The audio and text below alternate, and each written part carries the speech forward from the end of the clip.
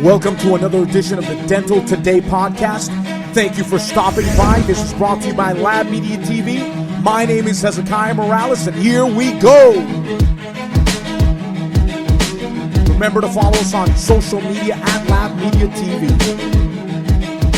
This last February in Chicago during LMT's LabDay, I had the opportunity to visit with a dental technician professional at his lab located at the heart of Chicago. Once back from Chicago, I realized I had technical issues with the footage. Thankfully, we were able to recover all this footage, and now I hope you enjoy this two-part phenomenal interview with Mr. Olivier Tric. The standard of the product that is being rendered is the number one priority in the forefront of what you're doing, and that is supported by not only experience but continued education.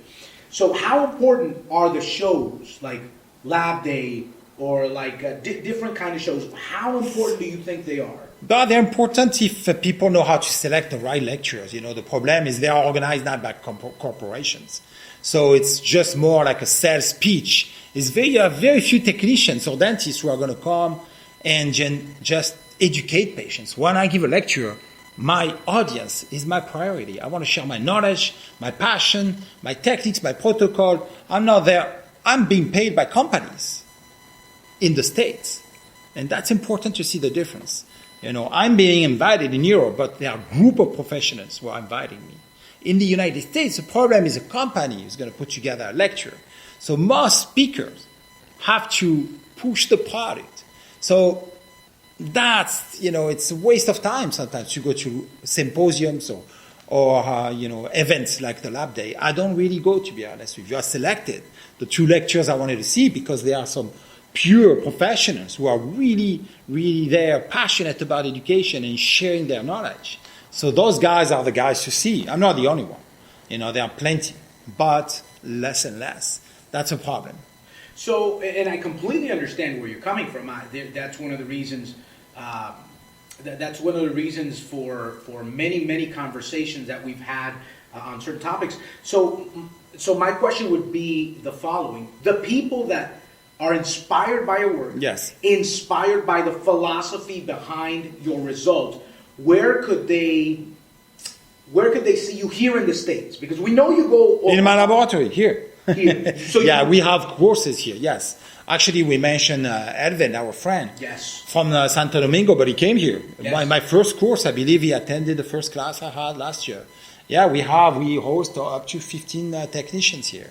And, it's full of, people from all around the world. I'm very lucky to be able to be, known in many countries. How often?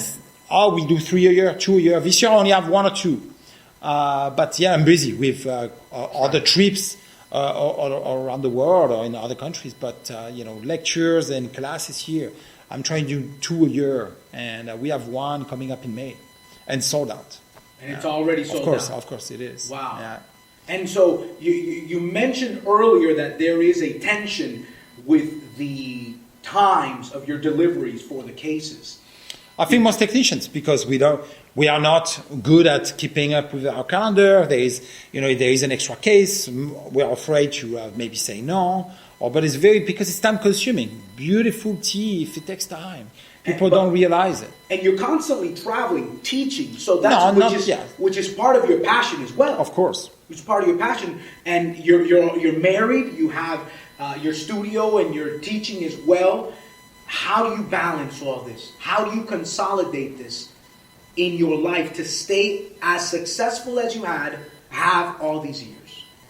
Being organized and being honest, I think we become more honest with our schedule, with our clients, and I prefer not to say no to some work sometimes. I'm finally I learned how to say no to some lectures or engagements that I'm being invited to. You feel honored to be invited to some places, but sometimes we have to say no. Or even a case, some doctors ask me, I prefer to say no than deliver something maybe not perfect or not as good as I would like to be. So yes, I've learned to say no. Saying no is part of your strategy for part balance. Yes, and I think it should be a part of every anybody's life. Yes, we have to be selecting the people we spend time with. You know, you have been a gentleman to me, so I wanted to spend time with you here to make this interview. But of course, everything takes time. And we have to be, no, you're very welcome. You're doing something good for the profession. So I'm very thankful. What is your vision when you look at CAD/CAM and the landscape of technology right now? It's a very good question. Thank you for asking. To be honest with you, I don't have any here because, as I mentioned earlier, it would be downgrading the level of my work. With my expertise, my knowledge, I can achieve a better result with my hands, with just a few, ceramic and refractory investment and layer pure glass on that. And there is no limit there in quality. You make teeth, not veneers. They just disappear in the mouth. And they function like teeth also. And they age like teeth. CAD/CAM technology has its place, but maybe in a large laboratory with a huge production. The small labs who think they are going to survive, and survive is not enough. We want to strive. Survive is not good. This is not success. But they just delay their death, those guys, because they're going to invest a lot of money in CAD/CAM, but they're going to have one machine when the large lab has 5. Okay, how can you pay for it when the price of CAD/CAM, the only way to sell your work made with CAD/CAM, which is the same tooth than your neighbor, because you guys have the same library in a CAD/CAM, in the software. So it's to compete to the price. It's a race to the bottom. So a small lab who's investing in that, I think, is making a big mistake. He should invest in education.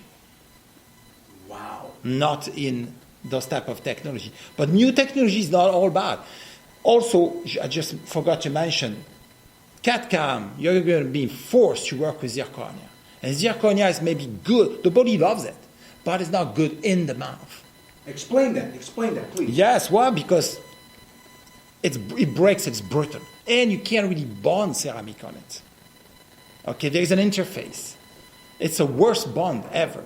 So because the bond is not good, so companies are telling you, know what, you have to do a full zirconia, which is even lower quality because now there is no depth. It doesn't look like a tooth. People should see natural teeth, the beauty of nature, the beauty of enamel, the way it's moving, changing appearance all the time with different light. We are passionate. Why? Because of natural enamel. Because we can almost match that with feldspathic, with lithium disilicate, with fluoroapatite crystal, but not with zirconia. It's dead looking. This is the opposite effect or reaction or aspect than natural enamel. You lose your passion. You cannot be a passionate technician if you work with just zirconia. It's impossible. They do it, they use it because it's the only material you can use with a milling machine. And you use a milling machine because the company told you to, because everybody does. So they think they're going to miss the train. But you know what? Some trains, it's a dead end at the end. They lead to nowhere. You mentioned something very important, a phrase. You said, the library of LabDay is the same as the Lab B. I think they can scan. I'm sure somebody will say, no, it's not true. But you understand my point. The work is very basic. There is no characterizations there. The color has to come from within. Okay? There's always those guys, they are like a sect, They obviously have to justify why they spent all their money. I mean, they have to convince themselves that it's the best thing ever.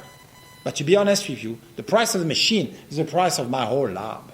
Okay? He costs nothing to make a tooth. It costs time and love and experience. In material, it cost me $30 to make a tooth, look like a tooth. A veneer or a crown look like a tooth. Their cost is much higher. And they set it much lower than mine. And that's where I'm interested in going, because you said, because these two laboratories get involved with technology and they don't have the experience, yes, they don't have the knowledge, what happens is, and in your words you said, it's a race to the bottom. That really caught my attention. I realized when I was working with labs back in Fort Lauderdale, or selling yes. and marketing to labs, yes.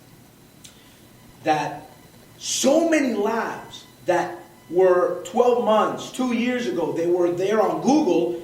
I went to the place to knock on the door. They're gone. And it was empty. Thank you for saying that. I have another story to corroborate with yours. I was doing direct marketing to fill my courses. Before we were big on Instagram or Facebook, now I would not do direct mailing. But many years ago, I did 10 years ago about. I remember with my wife, putting those brochures in envelope, making it nice, and getting all those addresses from Google. 600 envelopes we sent. 250 came back. Almost 30%. 50%. Almost 50%. We were at 40% or so. Wow. There was not a second address. Usually the mail is being forwarded to the new laboratory. No, there is no lab anymore. Those labs closed down for good. They didn't move it to a bigger space, okay, or a smaller space. They closed. Period. So what is happening? You've been in the industry enough to have seen the progression, yes, the development of certain things, and also the demise in certain strategies. Why is the dental technician profession seem like if it's dying away, if it's being forgotten, and now AI is taking over, or different technologies? Well, because, AI, you talk about AI, yeah, that's what they use for GPS, for example. But, I prefer to deal with a cab driver, This is real intelligence, AI, for me, is weak. Now, if we go to the level of AI, a machine is always cheaper than a human being. So if we become stupid, or if we become lazy, and we don't want to work or become educated, the machine will win. Yeah, I compete with machines. I beat them. I win the game. I win. I'm better than a machine. I'm smarter than a GPS. I know the streets. It's a new city for me. I was in the suburb. But I can tell you which name is the name of this street and which street we have on the north, going north, or, in 2, 3, 4, 5 streets. I know the city now. I'm interested. If I were an Uber driver, I would be a good one. Because I would know the city. I would not rely on a machine. The problem of people, they got lazy. So technicians, they did it to themselves, to be honest with you. You make your bed, you sleep in it. So you have a good opportunity today as a laboratory technician. You can be a king, to be honest with you. You can be very successful. But we have to be smart, aware of what we do, what we use, what we invest in it. I would invest, if I were younger, I would invest in education, not in a machine. I would become very good. That was my attitude 30 years ago, and still my attitude today. I don't feel bad for them. Technicians did it to themselves. By what I'm hearing you say, technology is not so much the problem as it is the industry going towards a reliance to and using it as a crutch rather than growing in the knowledge. The companies are selling machines. Why? Because we're buying them. If people are not buying machines, those companies will move to the next field. If they say, there is no potential buyers there, those guys are not stupid, they're not buying the machine. Machines haven't been developed to increase the quality. The machine have been developed to do more. They fit in a big lab. And, but big labs, how many do we have in this country? Most labs are 5 technicians lab. And those laboratories don't need a machine. They should just invest in education, become good, and the machine will not even touch them. And the price will be higher. The problem is when everybody charges less money, even the people on top, like me, had to lower their fees. And I would be a liar not to say this. Because many people pretend to charge a certain price, but they don't. And we know that. Because they can't. Because they can't. I charge 40% less than I was charging 10 years ago. When I work with dentists, yes. But that's at the beginning of my end too. And that's very important for me to be very honest about this. Because I see it. I'm very aware. But at the same time, because I got popular and I got known even among patients. And one patient happy, starts to talk about me, brings 2 patients. So those patients, me referring them to doctors, I charge my own fees, which is not even enough, to be honest with you. I'd like to charge much higher than that, and I should. But we will. We will, because I have plans for the future. You know, I have a plan that is adapted to the situation of today. So, and healthcare, does healthcare ever, the modern healthcare in this country, and maybe in this state, does it affect you at all? In some, for some situations, yes. I have doctors who unfortunately had to, you know, because they were not in the city, they were in a suburb, and they had to sign contract with healthcare or with some companies, you know, like I wouldn't, it doesn't matter to the name of some of them, but they force them to charge a certain price. So people who are accepting those insurance companies are forced to charge only $1,100 for a tooth, when $1,100 is supposed to be the price of a good laboratory. So that means those doctors, and I have one of my clients, to be honest, was not working with companies, with healthcare, with those healthcare companies. Now he has a contract with one of them, and he's forced, you know, to charge a certain price, which is less than he was charging. But he sees that as being a way to have referrals. Right. So being referred patient to is, you know, being able to refer patient is a strength, is an opportunity. And yes, exactly. And for him, this doctor in particular had to sign this contract with one of those companies to get new patients. But they dictate the price. That's very interesting. I find that healthcare, to a certain degree, can damage an industry immensely, because now not only are dental technicians having this conversation about price, but now also doctors are having the same conversation. In school too. Look, and if you have an old client who's going to retire, and is supposed to enjoy, you know, the last 20 years of his life or so with his family, and you know, I have many of my doctors retired. Replacing that doctor with a young doctor is a problem, because first of all, they haven't been exposed to this type of work. Now they teach CAD/CAM, because those companies are very powerful, so they bring those milling machines in schools.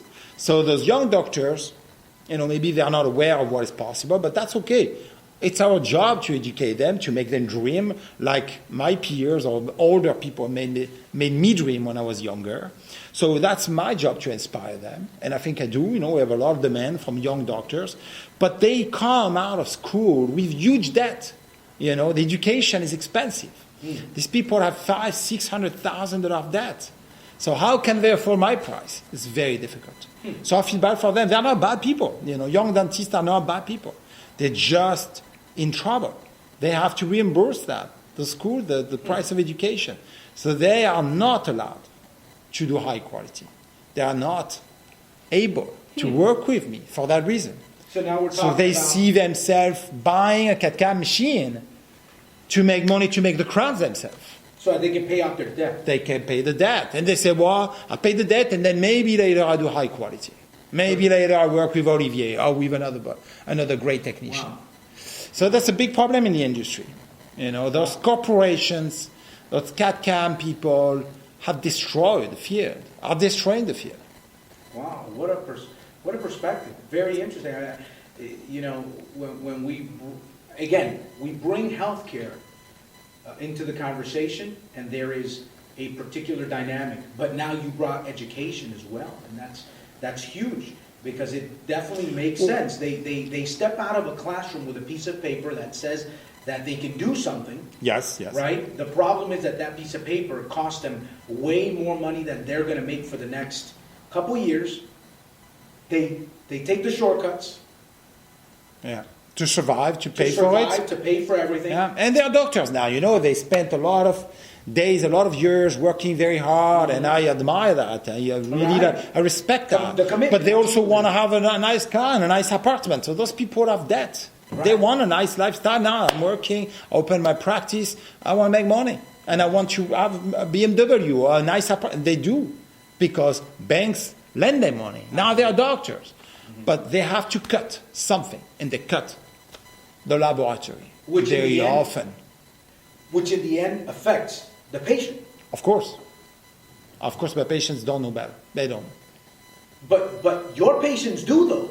No, I mean, yes, because a large percentage, yes, but a lot, which means we also have to evolve with the field, Now I have to be a psychologist also, because a lot of people come here to my laboratory to redo the work. They just did with somebody else. So it's revision dentistry. I have a large percentage of my cases. Wow. They were done 6 months ago, a year ago. They failed. Wow. So it is important to have those people who don't trust anybody anymore, because they paid a lot of money and it failed, it broke, or they have TMJ problem. So these people have been abused and they don't trust anybody anymore. So I have to really have a different approach than 10 years ago.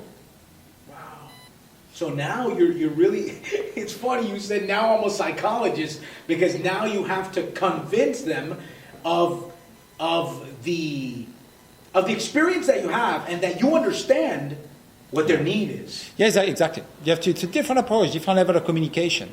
Wow. And sometimes I have to say no to some patients. We talked about this earlier. How do I manage, to be in control of my business and in control of my time? Well, by saying no. And you know that very often I do not accept the work from patients or from doctors, but from patients in particular, because of that particular patient. Wow. Because of the attitude or the expectations, because they have been abused. They almost have PTSD, these people.